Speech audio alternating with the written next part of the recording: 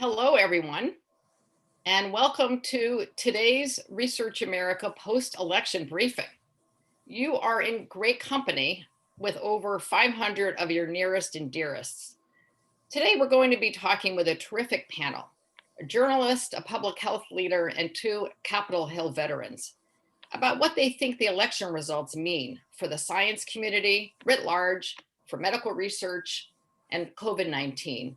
We'll get into some specifics about the lame duck session, FY21 appropriations, as well as some broader issues, such as trust in science.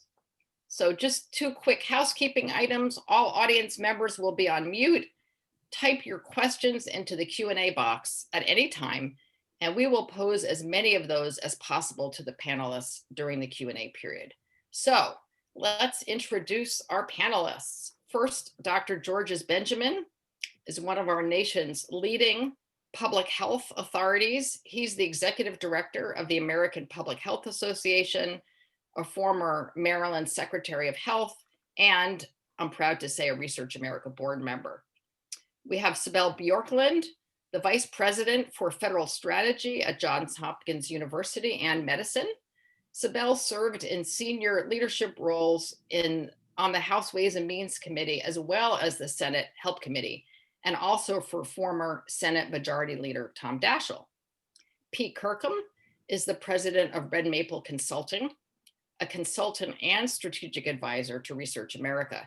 He has served as chief of staff for Representative Tom Cole, as well as executive director of the National Republican Congressional Committee. And we're also pleased to have with us today Emmy Award-winning journalist Frank Sesno. Frank is the director of strategic initiatives at the George Washington University School of Media and Public Affairs. He has more than 30 years of experience reporting from around the world and is well known as bureau chief, anchor, White House correspondent, and talk show host on CNN. Thank you all for being with us today. Let's dive right in. I'm going to start with a question for all of you. What surprised you about the election results? What surprised you most? What did you find most compelling? Frank, let's start with you. Well, thank you very much for having me and having us. I look forward to the conversation, and in particular, its connection to science. What surprised me most, what pleased me most, was truly the turnout. The numbers of people who braved COVID and all the uncertainty that had been raised about this. What then surprised me beyond that was how close it was in so many places. Because there were, again, the polls came out, again, the polls told us that things were going to go a certain way. And while the overall narrative, carried through, Joe Biden was seen as the leader in the polls, national polls, and in the battleground state polls throughout. What ultimately played out in many places was a much closer race. And as we have seen and heard many times, Donald Trump raised his popular vote by many millions. So I think that, in a surprising season, we continue to have the surprises, but I am heartened, very heartened by the engagement of the public in this process. I'm concerned about the uncertainty that prevails. I'm hopeful and pretty confident we'll get through it. Thank you, Frank. Cybele, I think I'm going to pick on you next. What surprised you most? Well, I will echo Frank on turnout. I think, turnout and civic engagement is critical to a functioning democracy, and irrespective of party, seeing the turnout that we had is just really heartening for our future. And so I hope that this is the start of a better trend, because we still lag behind other countries, but this is a good step forward. The thing that actually surprised me, and maybe this is, as spending 14 years in the House, are the House results. They're not getting a lot of attention because it doesn't actually change majority status, but it is a potentially important signal. And I think it's important for folks to be paying attention to it, and they are. I did assume that Biden would prevail nationally, although I thought it would could be by a tighter margin than it appears that we're headed. And I had pretty conservative assumptions about the Senate, although I did think that the Democrats would potentially eke out 50 without Georgia. So I'm somewhat surprised that they landed below 50, and they still have Georgia to go. It's going to make for a really interesting couple of months. Thank you, Cybele. George's? Yeah, obviously those two things are important. I'm really pleased that Americans are getting out and getting their opinions. I think what was most interesting to me, and I think it's more interesting than surprising, is that people remained in their tribes, political tribes, and that means that Democrats stayed where they were and Republicans stayed in general where they were. Despite the overwhelming evidence that the nation needed to move forward in a different direction. But we are where we are. And I think that in many ways, we'll talk about this later, I know that science was on the ballot, and that the fact that people heard what they wanted to hear through the communicators that they most trusted and then voted that way was in many ways remains perplexing for a variety of reasons. Thank you, Georges. And Pete, what's most top of mind for you on the election results? Well, thanks, Jenny, and thanks for having me on here. And I agree with everything that's been said so far. What I would add to that is that leading up to the election, the poll results and certainly a lot of the media coverage led us to believe the country was ready to make a fairly significant shift in its view towards public policy and what they wanted elected officials to do and the role of government. And it turned out that that was not the case. And I was heartened by that, not because I'm a Republican necessarily, but because what has worked over time is something called incrementalism. In political science, there's a classic article called The Science of Incrementalism. The American people typically will respond to big rhetoric, and the history is written that, oh, there's these sweeping changes. But really, when you go back and look at our history, the American public likes steady as she goes. Let's address problems. Let's not get too far out one way or the other. And they tend to like divided government. I'm 53, and for virtually my entire life, the American public has voted for divided government. They see a lot of virtue in that. So yes, there's problems. I think that's what the electorate is telling us. We want you to deal with them, but we're not going to give either party a blank check. And that surprised me given the run-up that we had both in the media and in the poll. Jenny, there's one other thing actually that none of us mentioned, Sure. and to me was personally surprising, which is the effect of the pandemic. And maybe it goes to what Georges was saying and people remaining in their political tribes. But I do think, given this is a science-based organization and we know what's playing out there, the results in Florida, for example, other places, the fact that the pandemic really didn't sway Republican voters is, I think, objectively interesting. We're going to delve into that a little bit later. Cybele, thanks for bringing that up. Pete, you mentioned polling at the end, and as many of you know, Research America does a lot of public opinion survey work. We don't do political polling, but given our survey work, I am really interested in delving into this question that I know a lot of other people are looking at, which is why were the final vote tallies so different? Well, far slimmer. They weren't really different directionally, but they were much smaller than predicted, and also largely missed the mark 4 years ago. Is this a phenomenon related to the unique candidacy of Donald Trump, or is there something systemic in the way we measure public opinion about candidates? Frank, I think I'm going to turn to you to kick that answer off. I have been very cautious and skeptical about polling for a very long time.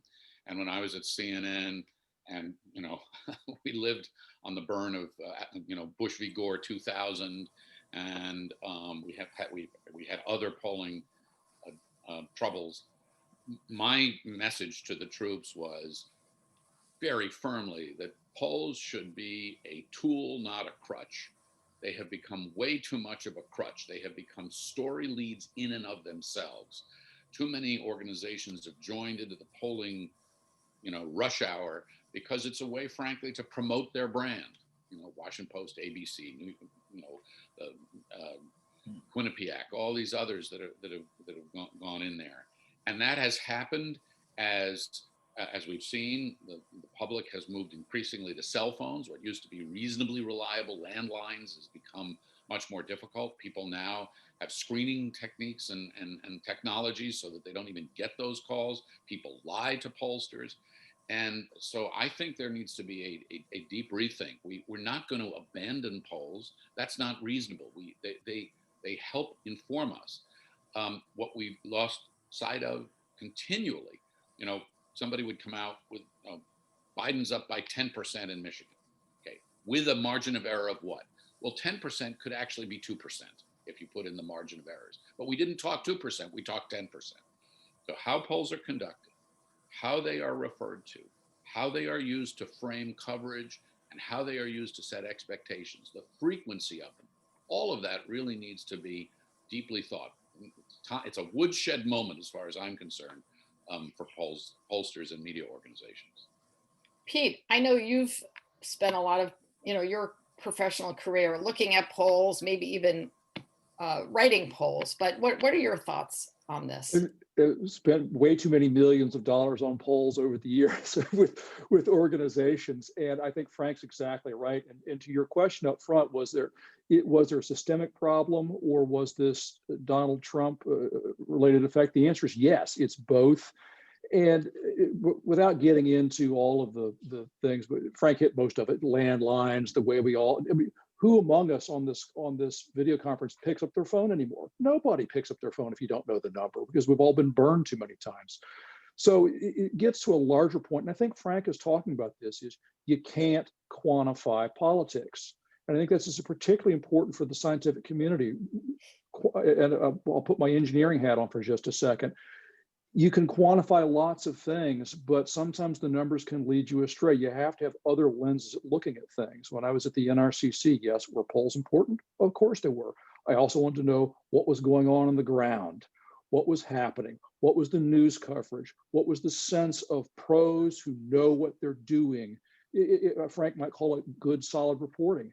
And campaign organizations rely on good, solid reporting through their context like anybody else does. So there's a danger in quantifying politics. It's just like there's a danger in quantifying Congress. All these vote scores that anybody that knows anything about Congress knows are ridiculous and have no bearing on how people actually vote.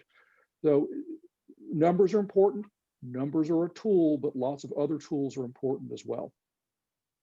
Terrific. Well, I think we're going to move away from polling and onto this broader question about how science fared this election cycle. George, you were quoted in a recent stat article, the headline of which was "Science was on the ballot. How can public health recover from a rebuke at the polls?" So, George, how do you think science and public health did fare in the election results? And perhaps you could include in your answer how much COVID-19 was a factor in how people voted. Well, science was definitely on the ballot, but it was on the ballot in an interesting way. It was on the ballot, not whether science was good or bad, but whether science was a binary choice versus the economy. So there's a Pew poll survey, which showed that Biden voters tended to be more interested in the COVID response, and that the Trump voters tended to be more interested in the economy. Now, if you think about that, in practical sense, Pete talked about what is actually happening on the ground. So in our urban centers, where there was strong support for Democrats, they were seeing the COVID outbreak, and there are very few people that hadn't either experienced it in a variety of ways. They also experienced the economy, but COVID in many ways was the pressing issue. Until fairly recently, and in many of our rural communities, and communities where there were predominant of Trump voters, they were seeing more of the economy's impact due to COVID, but the economy was the issue. And you think about it, the fact that we have 10 million tragic cases in our country, but 330 million people. That tells you that most people really have not yet experienced it. So until these outbreaks begin to, move like a wildfire, which they are doing now in many of the quote unquote Trump country, many people hadn't seen it. And so the economy was a binary choice. And so we're thinking, oh my God, people should be more concerned about this COVID outbreak. Well, people were voting their pocketbooks. And then if you add the fact that people often vote for their trusted messengers, and the fact that President Trump is a trusted messenger to his followers, they listen to him and not to the Dr. Fauci's of the world. Thank you, Georges. I know you've thought a lot about this. I'd love to hear what others think. Frank, I know this is something that you've been thinking about as well. Do you want to jump in here? Sure. How science fared in the election? I think science has been on the ballot for a very long time. Ask Galileo. Ask Charles Darwin. I mean, this is a situation where we tend to think that the public and the media understand science, understand one of the core elements of science, which is uncertainty. And when you bring uncertainty into politics, you have a real problem because politics hates uncertainty. I don't know any candidate who's run a campaign saying, if I'm elected, maybe I'll do this or maybe I'll do that because things are changing so much and I'm going to have to keep an open mind. It just doesn't work. So I think it's very, very important for us to understand for us to understand that science is always on the ballot. And Jenny, your job of communicating and a journalist's job of communicating requires a lot of coming together. At a time of tribalism, as George has talked about, and he's dead right about this, it's even harder. At a time when I covered the White House. I'll date myself. I was in the White House when Ronald Reagan was president. That's when I first met Tony Fauci, when HIV/AIDS started. And there were real problems there too. But we had a president who pushed it off because it was politically difficult, but he really didn't diminish the science and the scientists and the process the way we just witnessed. That's a big difference. Cybele, Pete, would you like to jump in on this? No, I mean, I think, there with the outcome, there is an opportunity now to elevate and go beyond. And as you pointed out in some of the work that Research America has done, we continue to see strong support as an undercurrent for science. So, I think where it's an opportunity, it's also an opportunity, frankly, on the public health side of the fence, and to try to rebuild public health infrastructure in a way that we clearly need, not only to finish out the battle in this pandemic, but for future challenges as well. So I think there's a little bit of a moment too, going hand in glove with the science to figure out how, from a public health approach, we can have the nation better prepared to deal with the current challenge and future. And Jenny, let me add that, quite honestly, we scientists often talk about science in the stratosphere, and we don't use kitchen table words. We don't speak to people in a language and an understanding that links with how it impacts their daily lives to the science. The fact that Tang was a discovery out of the space program, we haven't connected the dots to those kind of common sense things so that people actually see their quality of life has benefited from the science discoveries and the uncertainty that we have now made certain in what they do every day. And we shouldn't think that science is only under siege from the right. I mean, we could talk GMO for a minute. So what you see depends upon where you stand. And science needs to understand that too, that this is an ongoing battle.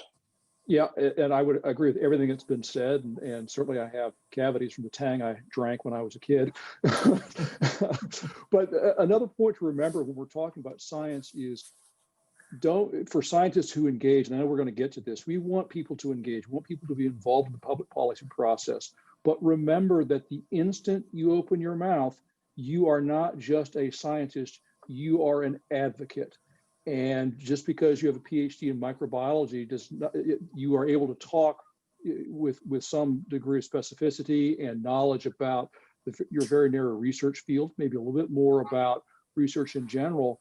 But when you get into the realm of public policy, you're fair game like everybody else is. And public policy very rarely has binary decisions, as somebody said. There's no real right or wrong answer. Everything is a shade of gray in public policy. And people vote for lots of different reasons. They may vote against what you think is the pro-science position. They may have very good, very logical reasons for voting a different way. So it's not necessarily anti-science, as they have a different perspective. And of course, Jenny, the other thing that we're grappling with, I think, in the wake of how science and politics were very intertwined in the last few months of the campaign, is vaccine hesitancy. And I think we're all very worried about that. I mean, I'm not speaking for the rest of the panel, although I probably could make that assertion here, but very worried about that, right? We had vaccine hesitancy going into this, and with so much riding on a COVID vaccine, I think people have been making a really concerted effort, obviously, to restore faith in an approval system that works. And yesterday's announcement from Pfizer felt good. So I think, people looking forward, but that is also, of course, a key, very specific science-based issue that we got to keep an eye on. Jenny, not too long ago, I did an interview, actually for my book, with General Colin Powell. And he talked about how, from a military point of view, before you advance, you have to understand where your enemy is coming from what, geographic positions and what they're using. And think about science for a minute. We have this steady stream of disinformation, whether anti-vaxxers, to your point that you were just making, whether it's, a colleague of mine did research on the anti-vax disinformation over social media, and he found that 40% of it was coming from Russia. And the purpose was merely to sow confusion. It was merely to cause problems. It wasn't to change policy. It wasn't to win an election. It was just to cause trouble. Others are doing it for clickbait. Then you have, organizations and campaigns. And so what we have to realize is this is a tiered assault on science for a variety of reasons that therefore has to drive a variety of responses. And in this day and age, targeted to particular audiences. There's no Walter Cronkite anymore. You can't just put out a news release and think it's going to be picked up by 4 news organizations and you'll get to 80% of the public. That's not how it works anymore. So it's a very changed and challenging terrain. Thanks, Frank. I'm going to move us to COVID-19. In terms of how does the election impact how we approach the pandemic? Georges, you're knee deep in these discussions. What is there a difference in what happens between now and January, and then what happens in January? What are your thoughts? Well, what we obviously hope is that the current administration will pivot to doing a more organized approach, because as we start moving on the vaccine, that's something that they championed, and we're hoping that they will begin to speak with a more unified voice. Now, that's wishful thinking in some quarters. We do know that the Biden administration has a different approach, to use a much more strategic, unified national voice, to do more planning, to be more coordinating, and they do have some time. I've used, as a public health person, it's always terrible to use a military analogy, but what can I say? I'm going to do it anyway. We didn't just do D-Day overnight. We sat and as a nation with our partners, the allies, and planned for that assault. Now, it was a tragic assault. Many people died, and there was a war going on while we were planning. But the truth of the matter is, in the next 70 plus days, the Biden administration has the opportunity to sit down very thoughtfully, think about how they're going to approach the outbreak, to make colleagues and linkages even to the outgoing administration, and plan to hit the ground running. Now, the challenge they have is that this disease is growing exponentially all across the country. But that's what they're going to have to do, to plan, to execute, and do it in a way that's a heck of a lot better coordinated with more thoughtfulness than occurred today. George, is with the GSA still not releasing funds to a Biden transition team, is that hampering their efforts to ramp up on COVID-19? No, absolutely. It's hampering a whole range of things: national security, COVID-19 response. My personal view is obviously it's not in national interest. They can do both. They can certainly plan for the transition while they do the recount. There's no question that Biden has won. And I just think that it's, quite frankly, a pettiness that's unnecessary. People would argue that, there was a delay when they did the Gore several years ago. But we don't have to do that. We're in a pandemic. Listen, people are not they're going to be Zooming to have these conversations. People are not going to be hopping on airplanes and flying in and going into these agencies as agency review teams, the way we did back at after Bush v. Gore. They've got to hit the ground running. Mm-hmm. And the only way to do that in defense of the nation is for us to begin moving the process along. We can let the lawyers do what they need to do, but I'm a doctor, and we should do the doctor stuff and not do the lawyer stuff. Thank you, Georges. We have so many questions, so I'm going to now move us to Capitol Hill, so we have plenty of time to hear from our audience. This is kind of on its way to Capitol Hill, but this is to Cybele and Pete, and this is about the Trump administration's executive orders, which I know have been of great concern to the academic community, scientists, the business community. The one that relates to early career scientists, the ability to remain in the US while they're completing their dissertations. And then a more recent one, making it easier to remove senior government officials. What happens to those two EOs and others? I think they all get reversed on January 20th in the afternoon. They're very destructive. They're not very useful, and they impede our ability to be part of a global community. Look, we're fighting a global disease. We have a vaccine process, at least for COVID-19, which is global and international, very much in nature. We have very, very smart people all over the world working on a variety of issues, from homeland security to health security. So they need to get rid of those things. They're just not useful. Pete, Cybele, any comments on the EOs?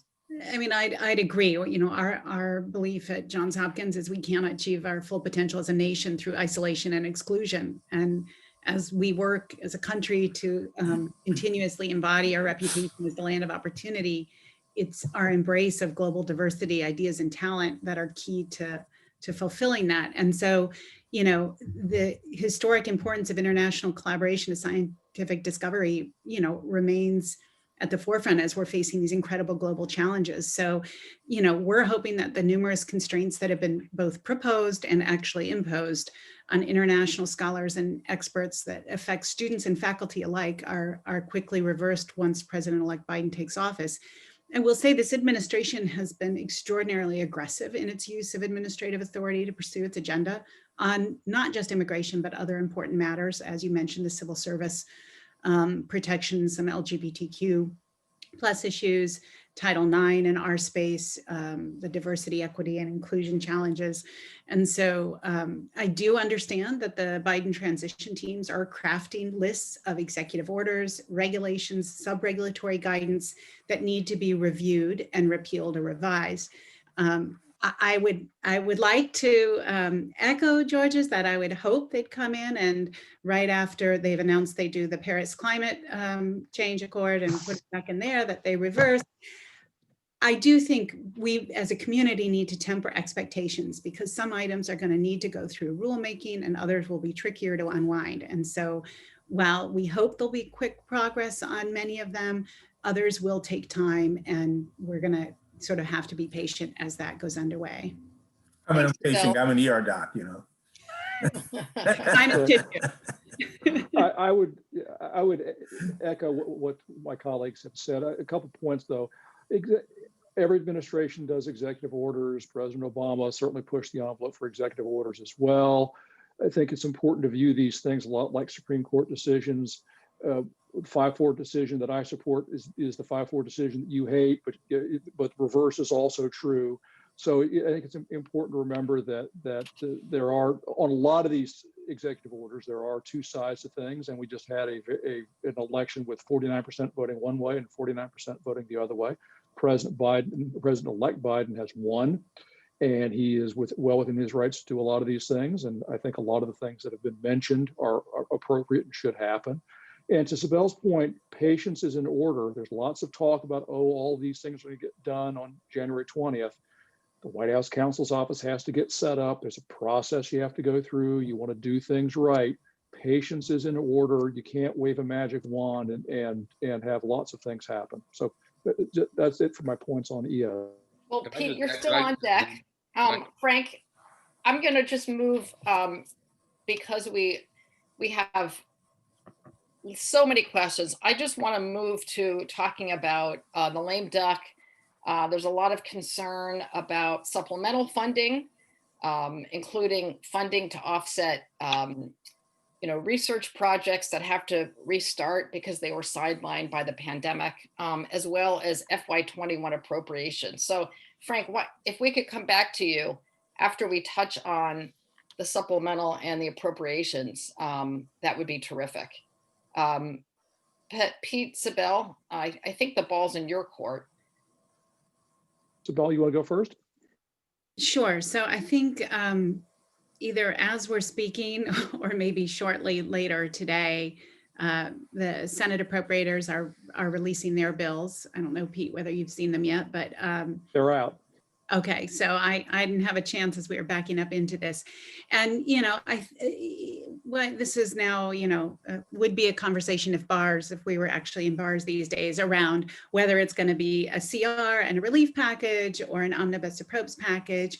I'm beginning to think and hope. I'm a little more hopeful with the release today that they'll be able to find their way to an actual omnibus appropriations bill in December versus a CR that kicks it, and I think the outstanding question is, what does that look like, and whether it carries some form of COVID relief. So I think, kind of interesting that Mark Kelly will be seated before the lame duck. And, that doesn't change the dynamic enough, but it's just, people are now, smell January in the air and have to move forward. So the rumor mill that I've been picking up either through colleagues or directly, Senate chiefs of staff on both sides of the aisle are reporting a very high desire to clear the decks. Apparently the Biden transition is making a lot of signals to the point of, let's get FY21 appropriations done. Let's get a COVID package of some nature, even if it's a down payment done. There's a desire to move the National Defense Authorization Act, just did as much possible as can be done. Cybele's right, the FY21 drafts from the Senate Appropriations Committee came out about 10 o'clock this morning. We're starting to go through all those things. The word is that they are very Republican-centric drafts. It's a negotiating position. The scuttlebutt is that Speaker Pelosi talked to Senate Appropriations Chairman Shelby and said, hey, just get your bills out there. We'll treat them as Senate passed. Let's get a real negotiation going. So things seem to be lining up. The big wild card is, what is the president going to do? Is the president going to play ball? Is he going to sign things? I'd be willing to bet a nickel, maybe even a dime, that at the end of the year, if we get, there's going to be a head of steam for, again, clearing the decks, whether it's one package, two packages. And I think you could probably see some veto-proof majorities on these things. I think people understand that the winds of change are blowing, and they want to get on with things, and the public is expecting them to do things. People are tired of fighting for now. There'll be plenty of gridlock come April, but for now.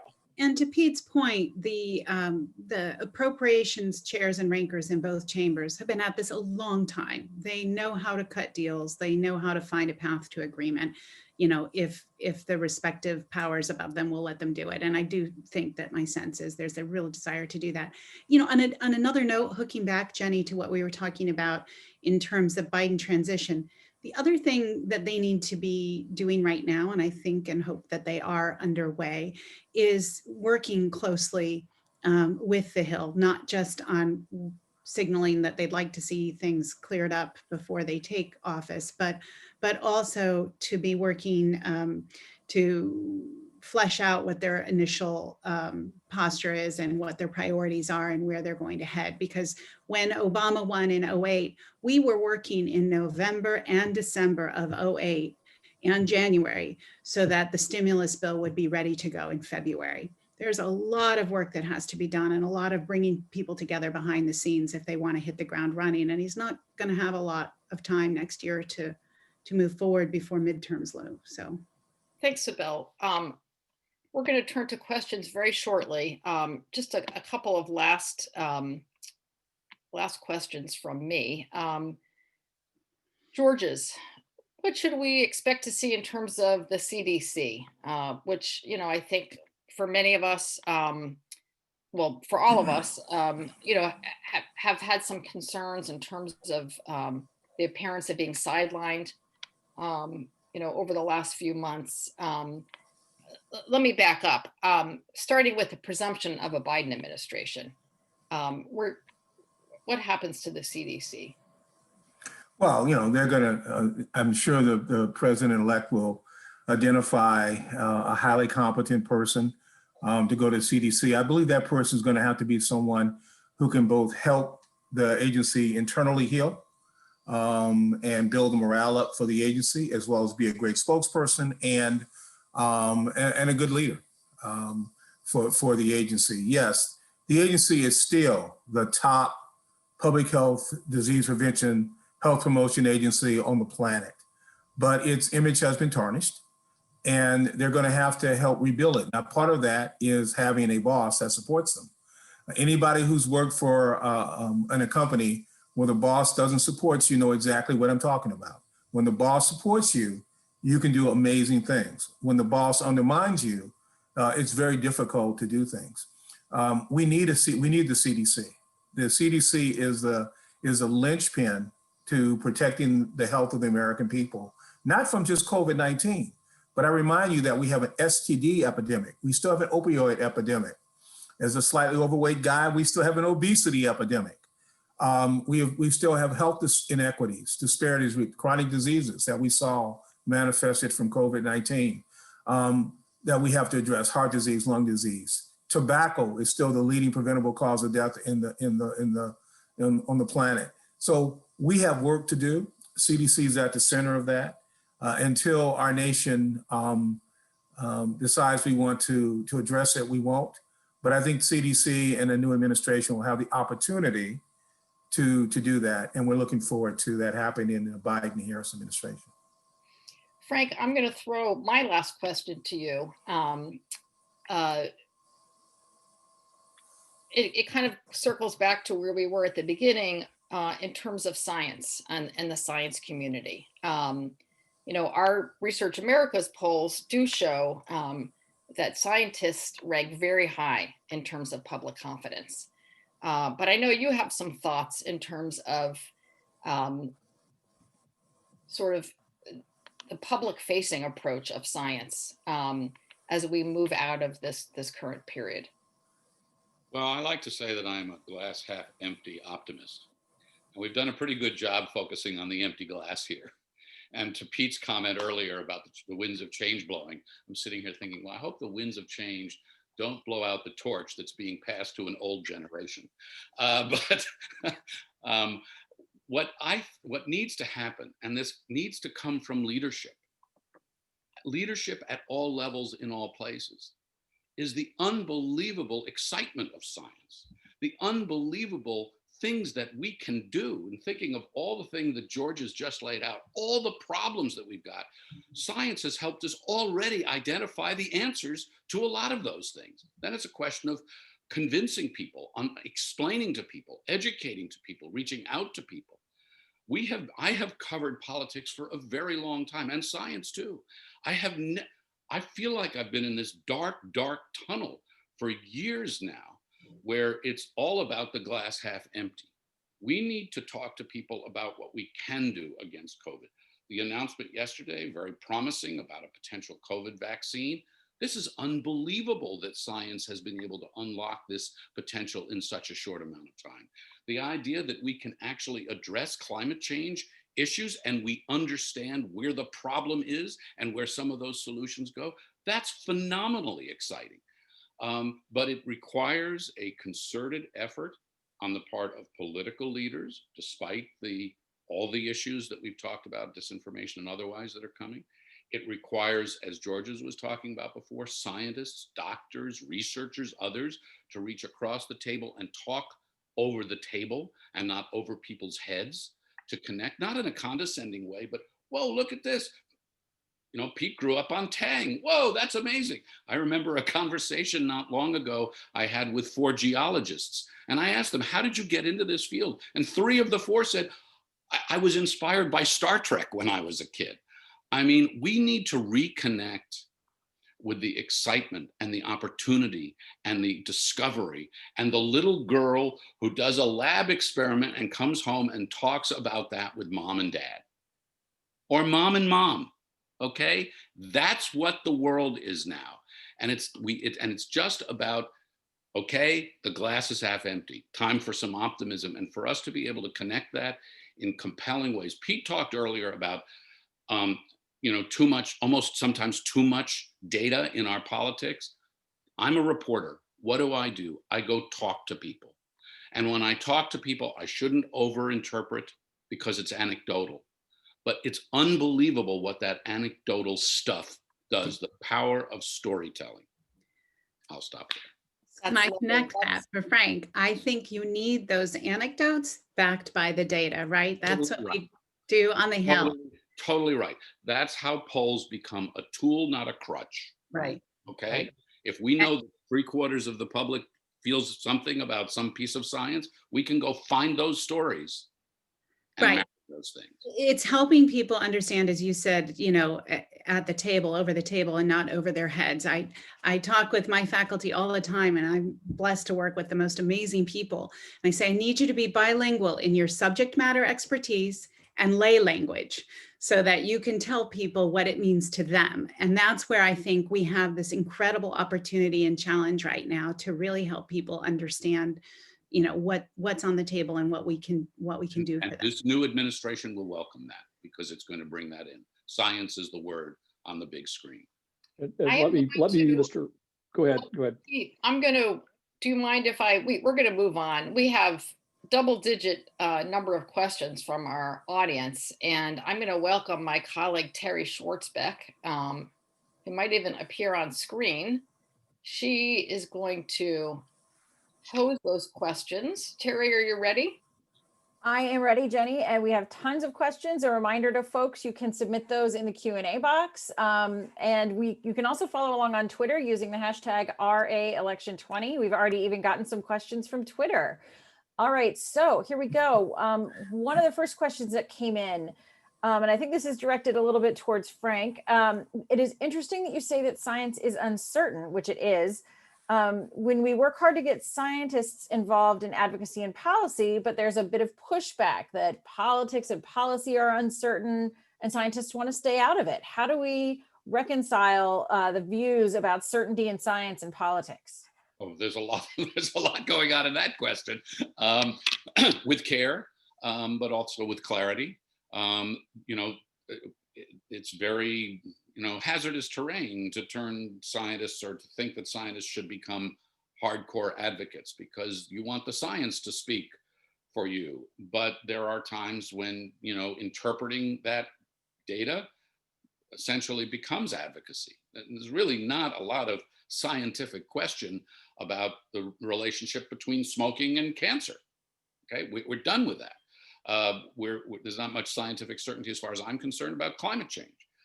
But if we push scientists too far, they lose their science. So I think what this requires is understanding the audience, understanding the issues, having thoughtful conversations about where scientists should go, where science should go, and how they should enter the conversation about public policy. But they absolutely should be there, because public policy should be determined by the scientific knowledge that we've got. Terry, next question. Yes, sure thing. I want to make sure no one else wants to jump in on that. Another question, similar focus. What are the top issues that this collective group of scientists should address and advocate in this very loud political environment? Is there some succinct messaging that we should all use to create change or support science-based policy in a unified voice? I'll take a crack at that. And I think so, part of this is what's the best way to advocate? Putting on my old chief of staff hat, the best way to advocate is to get to know people. Get to know your local elected officials. Get to know your local member of Congress. Go see them in their district offices so that they connect you with the district and talk about facts. Don't oversell. And then we can talk about issues that are going to be out there and things to be unified on. But I think it's communication, it's facts, it's relationships, and understanding that public policy is a bit uncertain. We'll use climate change as an example. You'd be surprised just how many Republican members of the House understand that climate change is real. It's a very underreported story, but there is a huge movement now for some sort of carbon tax. I don't think it'd be a good idea for scientists to get involved in saying, well, we need a 5-year phase into a $75 per ton cost versus a 3-year. You're getting over your skis there.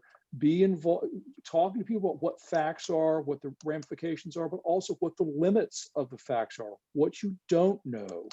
We're dealing with, again, science is uncertain. Talk about that uncertainty. Be honest with your public officials, but most importantly, get to know them. Get to know your local folks. So the other thing I would couple with Pete's point is in terms of the uncertainty and knowing what you don't know, then it also helps breed the questions and the request for funding. We need to know more about this particular thing, whatever your issue is. But the really other thing I want to talk about quickly is the importance of strange bedfellows. And on science, you know, when we can wrap in, it's actually not so strange, the business community and others, you know, strength in numbers on some of these issues and campaigns, and having a number of different groups together on it is really, really important. There's a lot of research in this area too. And one of the things that comes up again and again in persuading, messaging, and informing is the idea of trusted sources. Who are your trusted sources? A very good example of that is the dispute over GMO. And what folks have found is that, for example, trusted sources are not going to be the scientists, and they're not going to be the big ag companies, but they could well be the farmers. Certainly, and not all farmers are going to agree on this either. But you know, trusted sources in COVID is probably less likely to be some highfalutin person from Washington and more likely to be your doctor, right? So thinking about connecting your science to trusted sources is a big thing. Frank, that's exactly what Research America surveys show. Your doctor, your local public health person, scientists, not necessarily Washington. Not necessarily. Just wanted to jump in there. But Terry. Yeah, sure thing. First of all, shout out to Stacey Bell in the audience who chatted us to point out that she has been attending local senators and representatives town halls, meeting their staffers, and that they have embraced having a scientific and medical resource in their area. So all of those listening, take that to heart. A question here, and this jumps, this is almost for you, Jenny, but for everyone else. Is there a role for organizations like Research America in working to diffuse this tribalism that is so evident in this election? Well, I would say absolutely. But given the friendly faces to Research America on the screen, we would love to hear your input in terms of how, but absolutely. You know, I think science is a unifier. Public health is a unifier. You know, we need to sort of de-weaponize these terms. You know, there was a point at which just the word science had become weaponized. So we need to move away from that. But these are certainly, issues and topics that concern and benefit all of us. But would love to Sure. hear from the Friends of Research America on the panel. Sure. Well, just talk about what the success we've had just up on the Hill, talking to the various factions. Jenny, you and I and Ellie and others have laughed about some of these stories.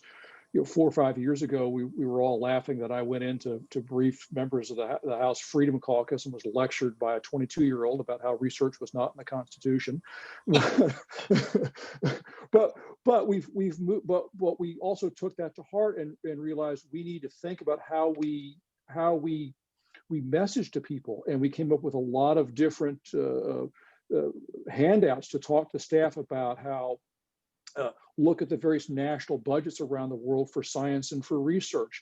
And we didn't have to make the economic nationalism argument, but the Freedom Caucus and the Republican Study Committee, they got that just from looking at the data. And all of a sudden, you've now got some Republicans in places that you would be shocked that are saying we need to double our research budget. That's the strange bedfellows things that Cybele was talking about. And so Research America and other organizations play a critical role in just getting up and talking to them. And let me just point out that Research America has given its leadership awards to many people, both parties. There are many Republicans that have really advocated for the science and research budget.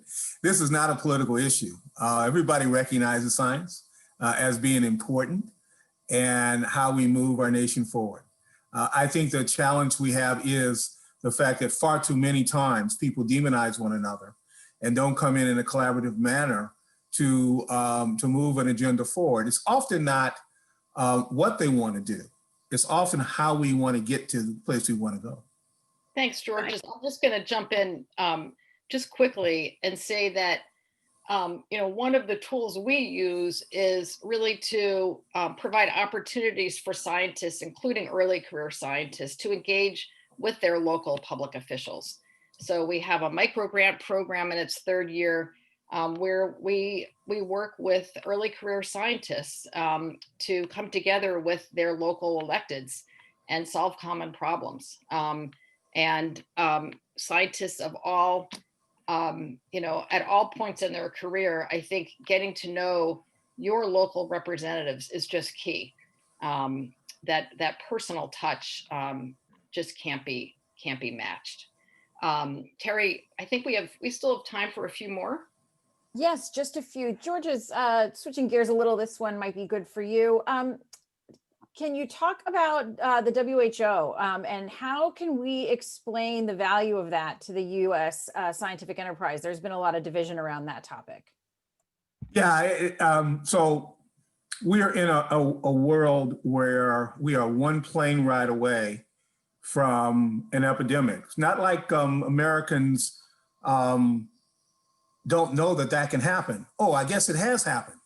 And the only way you can do that is address this in a multinational way because diseases, unlike our politics, cross borders. So the World Health Organization was set up by governments to be a entity which allowed governments a place to talk and share information, to coordinate resources. So if we didn't have a WHO, we would have to make up a WHO. And it's not perfect by any means. And the United States has to contribute by participating, by paying our dues, and making sure other nations pay their dues and their fair share. But it's a collaborative enterprise. And so the World Health Organization is absolutely essential to improving the health and well-being of people all around the world.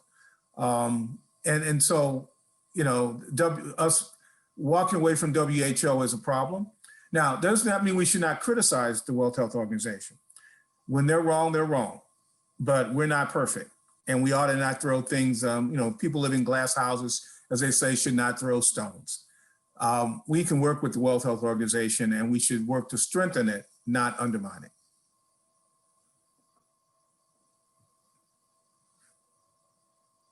Great, thank you, Georges. We have another question that's come in around mental health and violence that has resulted from the pandemic. Do any of you, I throw this to everyone, see anything in terms of the new administration or the new Congress working to address some of these challenges that we face? I mean, I will say that I think, thankfully, mental health issues in particular, and even increasingly substance use disorder issues, have really historically had bipartisan support.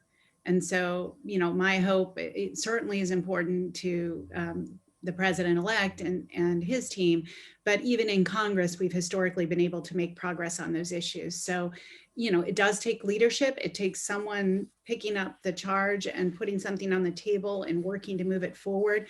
But there is something, for example, that we've been advocating for that would ease license restrictions across state lines during the pandemic, because of our college students that got dispersed, or then for my health system, our patients who couldn't come in for treatment.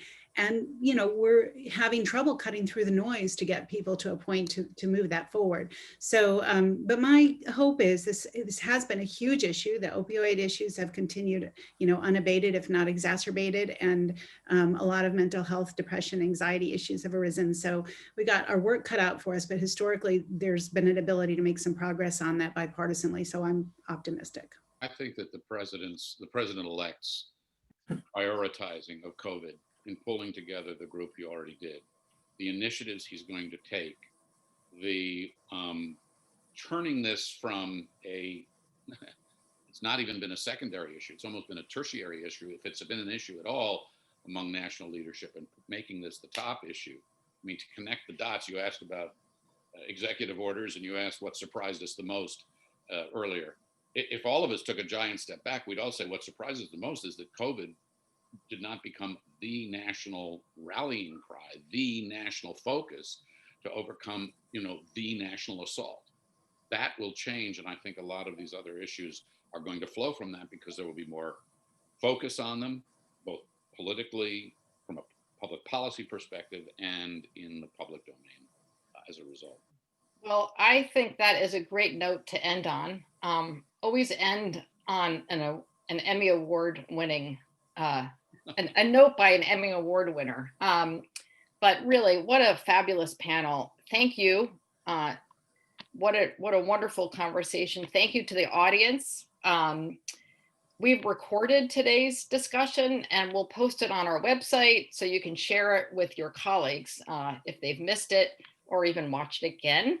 And I hope you'll join us next week. We are going to move pretty far away from today's conversation, but talk about a really exciting cutting edge technology, RNA interference technology, and what it means for the future of rare disease treatments, cancer, and even COVID. And we have one of the Nobel laureates who is critical in moving that technology forward. So please join us Thursday at 11 a.m., November 19th. And then on Monday, November 23rd, we will be celebrating, I think, the 16th year of our Public Health Thank You Day. And when I say our, I mean the public health community. We'll be encouraging you and groups around the country to join us on social media to really thank our dedicated public health workforce, to get to know who they are, what they do. And we have a toolkit and resources on our website, and I'm guessing one of my colleagues has put it in the chat box. But clearly this is a year more than ever when our public health colleagues have just done an incredible job under very, very tough conditions. So thank you all for joining us, and I hope everyone has a great rest of the day.